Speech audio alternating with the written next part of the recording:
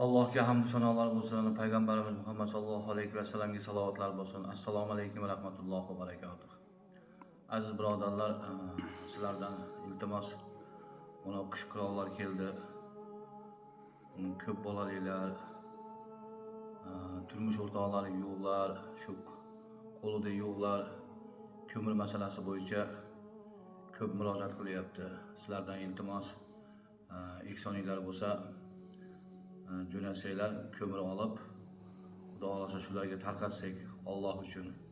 Albatta ko'mirni tarqatayotganda ham video qilib jo'natib yuboraman. Qancha qopalandi, qancha odamlarga berildi shular to'g'risida. Sizlardan iltimos, ehsonni savobi ehson degandek, payg'ambarimiz Muhammad sallallohu alayhi va sallam aytdilarki, kimki ehson qilgan bo'lsa, xazinasini 70 dan 700 barobar ko'paytirib qo'yaman degan yerlari bor. Sizlardan yana bir bor iltimos, ehsoninglarda ayamaysizlar degan umiddaman.